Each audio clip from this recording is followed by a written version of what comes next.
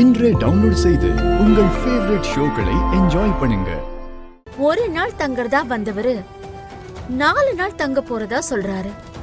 4 நாள் கழிச்சு 1 வருஷம் தங்கணும்னு ஆசைப்பட்டாருன்னா என்ன பண்ணுவீங்க?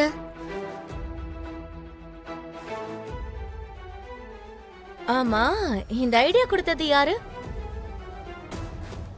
வேற யாரு? துளசியா தான் இருக்கும். இதுல ஏதோ ஒரு சூழ்ச்சி இருக்கிற மாதிரியே தெரியல. ஒரு வெங்காயம் சூழ்ச்சியும் இல்ல. ஏதோ ஒரு காரணத்துக்காக சொல்லாம விட்டாங்க. ஏன் ஒரு 4 நாள் அவங்க 2 பேரும் புருஷன் பொண்டாட்டியா இருக்கிற மாதிரி நீங்கெல்லாம் நடிச்சா குறைஞ்சா போயிடுவீங்க. இல்ல உங்களுக்கெல்லாம் நடிக்கதான் தெரியாதா? ஏண்டி ஜனனி, ஏதோ மனசு இறங்கி நானே போறேன்னு துளசி சொன்னதுனாலதான் விவாகரத்து வரையும் போயிருக்கு. நான் போக மாட்டேன், இங்கதான் இருப்பேன், சிவா தான் எனக்கு புருஷன்னு துளசி சொன்னா நீ என்ன பண்ணுவ? சொல்லு, என்னடி பண்ணுவ? அது மட்டும் இல்ல, சட்டப்படி பார்த்தா சிவானாக்கு துளசி அண்ணியும் பொண்டாட்டி தான். ஆஹா, அதெல்லாம் இல்ல.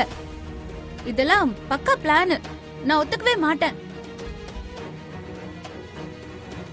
எல்லாருமா சேர்ந்து என்ன மலேசியாக்கு அனுப்ப பிளான் பண்றீங்களா? ஏய் ஜனனி, என்னத்துக்கு இப்ப பைத்தியம் மாதிரி கத்துற? ஏன் உன்னை மலேசியாவுக்கு அனுப்பணும்னா மொத்த குடும்பம் சேர்ந்து பிளான் பண்ணி அனுப்பணுமா? என்ன சிவா சொல்ற நீ? எந்த பிளானும் பண்ணாம என்ன அனுப்பிடுவீங்களா? எந்த காரணமும் இல்லையா? ஏய் பைத்தியம், கொஞ்சமாவது என்ன சொல்ல வரேன்னு புரியுதா?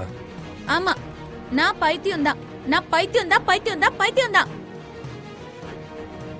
நான் தான் பைத்தியம், அப்படிதானே? கொஞ்சம் சும்மா இருக்கே இல்லையா நீ? சரி, இப்ப என்ன பண்ண போறீங்க? என்ன பிளான்? ஆள் ஆளுக்கு எதுக்கு உளறிட்டு இருக்கீங்க? துளசி நினைச்சிருந்தான்னா என்ன வேணாலும் நடந்திருக்கும். நடந்திருக்குமா?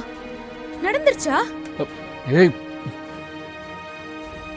இத பாரு ஜனனி, நீ துளசியை மட்டும் அவமானப்படுத்தல, நம்ம சிவாவையும் சேர்த்துதான் அவமானப்படுத்துற. அப்பா, நான் பேசிக்கிறேன்ப்பா. 4 நாள் தானே, பார்த்துக்கலாம்ப்பா, ஒன்றும் பிரச்சனை வராது.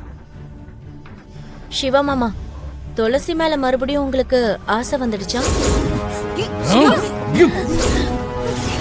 சிவா, பல்ல உடைச்சிரும் பார்த்துக்க.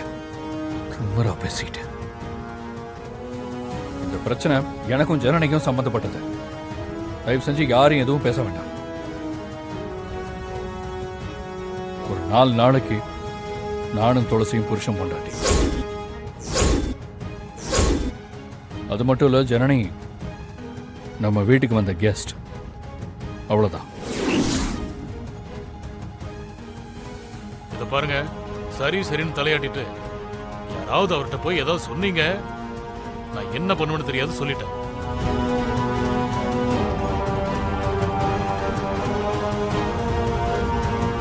ஜனனி, உனக்காக தான் எல்லாமே நடக்குது. நீ தப்பா மட்டும் யோசிக்காத.